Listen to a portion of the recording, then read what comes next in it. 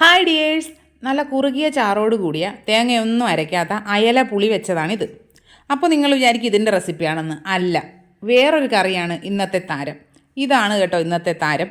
ഇത് നമ്മുടെ കുട്ടികൾക്കൊക്കെ ചോറ് കൊടുക്കാൻ പറ്റിയ നല്ലൊരു കറിയാണ്. ഒരുപാട് ഗുണങ്ങളും ഉള്ളൊരു കറിയാണ്. അതിനാദ്യം വേണ്ട സാധനം മുരിങ്ങയിലയാണ്. ഒരു തണ്ട് മുരിങ്ങയിലയൊക്കെ മതി കേട്ടോ. അതിനെ കഴുകി വൃത്തിയാക്കി ഇറുത്തെടുത്ത് മാറ്റി വെച്ചിട്ടുണ്ട്.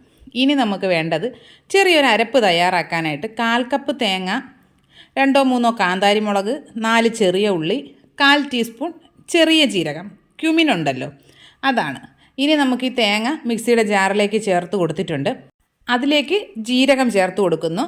പിന്നെ 2 കാന്താരിമുളകേ ഞാൻ ചേർക്കുന്നുള്ളൂ. അത്യാവശ്യം എരിവുണ്ട് ഇതിന്. അപ്പോൾ ഒരുപാട് എരിവ് വേണ്ട. നമ്മൾ കുഞ്ഞുങ്ങൾക്ക് കൊടുക്കാനായിട്ടാണല്ലോ ഉണ്ടാക്കുന്നത്.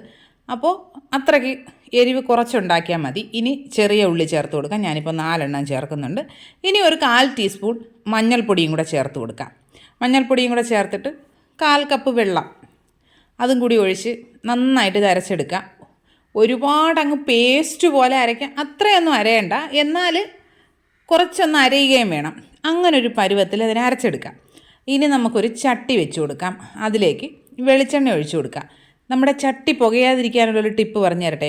വെളിച്ചെണ്ണ ഒഴിച്ചിട്ട് അതെടുത്ത് നന്നായിട്ട് ആ ചട്ടിയിൽ മുഴുവനായിട്ട് അങ്ങ് ചുറ്റിച്ച് കഴിയുമ്പോൾ ചട്ടിയുടെ ആ ഒരു പുകച്ചിലങ്ങ് കുറഞ്ഞു കിട്ടും.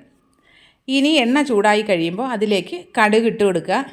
ഇനി ഇതിലേക്ക് 4-5 മണി ഉലുവ ചേർത്ത് കൊടുക്കുന്നുണ്ട്. അതും കൂടി ഒന്ന് പൊട്ട് വരട്ടെ. അതിനായിട്ട് നമുക്കതൊന്ന് അടച്ചു വെച്ച് കൊടുക്കുക. ഇല്ലെങ്കിൽ അത് പൊട്ടിത്തെറിച്ച് 4 വഴിക്കും ആകെ ഒരു കുളമാവും. ഉലുവയും കടുവും ഒക്കെ പൊട്ടിക്കഴിയുമ്പോൾ അതിലേക്ക് ഒരു 2 ചെറിയ ഉള്ളി വട്ടത്തിലരിഞ്ഞതിനെ ചേർത്ത് കൊടുക്കുന്നുണ്ട്. അത് ചേർത്തിട്ട് നന്നായിട്ട് ആ ഉള്ളിയെല്ലാം ഒന്ന് ഒരു ചെറിയ ബ്രൗൺ കളറായി വരുന്നത് വരെ ഒന്ന് മിക്സ് ചെയ്ത് കൊടുക്കുക. വറ്റൽമുളക് ഉണ്ടെങ്കിൽ ഇപ്പോൾ ചേർത്ത് കൊടുക്കാവുന്നതാണ്. എൻ്റെ കയ്യിൽ വറ്റൽമുളകില്ല. ഇനി നമുക്ക് മെയിൻ ഇൻഗ്രീഡിയൻ്റായ മുരിങ്ങയിലയെ ചേർത്ത് കൊടുക്കാവുന്നതാണ്. ഞാൻ ഈ മുരിങ്ങയില അരിഞ്ഞിട്ടോ ഒന്നുമില്ല, ഇറുത്തെടുത്ത് അതേപോലെ തന്നെയാണ് ഇട്ടിരിക്കുന്നത്. അങ്ങനെ ആ കറിയിൽ കിടക്കുന്നതാണ് ഒരു പ്രത്യേക ഭംഗിയുമാണേ. പിന്നെ ഈ ഇലവർഗ്ഗങ്ങൾക്കൊന്നും ഒരുപാട് വേവൊന്നുമില്ല. അത് ആവി അടിച്ചു കഴിഞ്ഞാൽ തന്നെ പെട്ടെന്ന് വെന്ത് കിട്ടുമല്ലോ. അപ്പോൾ പിന്നെ നമുക്കിതിനെ വേറെ വെള്ളം ഒഴിച്ച് കുക്ക് ചെയ്യുകയോ ഒന്നും ചെയ്യേണ്ട കാര്യമില്ല. ഈ എണ്ണയിൽ തന്നെ ഇട്ട് നന്നായിട്ടൊന്ന് ഇളക്കിയെടുത്താൽ മതിയാകും. അപ്പോഴേക്കും ഇത് വെന്ത് കിട്ടും. പിന്നെ ഇനി അരപ്പൊഴിച്ച് ഒന്ന് അത് തിളക്കിയിട ചെയ്യുമ്പോൾ റെഡിയാകും. ഇനി നമുക്കിതിലേക്ക് അരപ്പ് ചേർത്ത് കൊടുക്കാം. ഇനി അരപ്പിലേക്ക് ഞാനിപ്പോൾ മിക്സിയുടെ ജാറിൽ ഒഴിച്ചിട്ടൊരു 1/4 കപ്പ് വെള്ളം കൂടി ഒഴിക്കുന്നുണ്ട്. നിങ്ങളുടെ ഇഷ്ടത്തിനനുസരിച്ച്, നിങ്ങൾക്ക് കറി ഒരുപാട് ലൂസായിട്ടാണ് വേണ്ടതെങ്കിൽ അതിനനുസരിച്ച് വെള്ളം ചേർക്കാവുന്നതാണ്. ഇനി ഇതിലേക്കൊരു 1/2 ടീസ്പൂൺ ഉപ്പ് കൂടെ ചേർത്ത് കൊടുക്കുന്നുണ്ട്. ഉപ്പും കൂടി ചേർത്തിട്ട് ഇത് ഇളക്കി കൊടുക്കാം. ഒന്നാമതേ നമ്മൾ ചട്ടിയിലാണ് ഇത് ഒഴിച്ചിരിക്കുന്നത്. അപ്പോൾ ചട്ടി നല്ല ചൂടായിരിക്കും.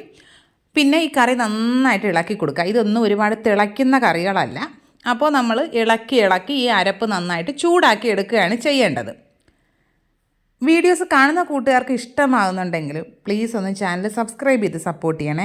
വീഡിയോസൊക്കെ ലൈക്ക് ചെയ്യുക, കമൻറ്റ് ചെയ്യുക, ഷെയർ ചെയ്യുക. പിന്നെ ഹൈപ്പ് എന്നൊരു ഓപ്ഷൻ ഉണ്ട്, അതും കൂടിയൊക്കെ ചെയ്യാവുന്നതാണേ.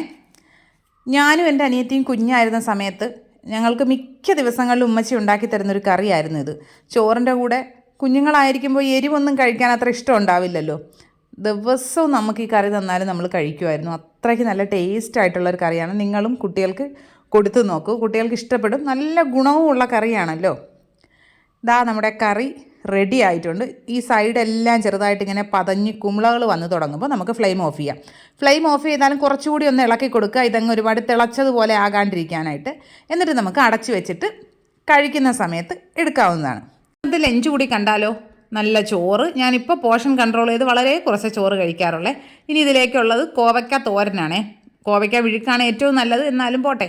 പിന്നെ നല്ല സ്പെഷ്യൽ ഉമ്മച്ചിയുടെ മാങ്ങ അച്ചാറുണ്ട്. വീഡിയോ എടുക്കുന്നത് കൊണ്ട് മാത്രം ഒരു അഹങ്കാരത്തിന് കുറച്ച് പൊരിച്ച മീൻ ഇരിക്കട്ടെ. പിന്നെ നമ്മുടെ മുരിങ്ങയില കറിയും മീൻ പുളിയും കൂടെ ആകുമ്പോൾ അടിപൊളി ഊണാണ്. എല്ലാ കൂട്ടുകാരും ട്രൈ ചെയ്ത് നോക്കുക. ഫീഡ്ബാക്ക്സ് കമൻറ്റ് ബോക്സിൽ അറിയിക്കുക. ഇനി മറ്റൊരു വീഡിയോ ആയിട്ട് ഉടനെ കാണാം. അതുവരെ ബായ്.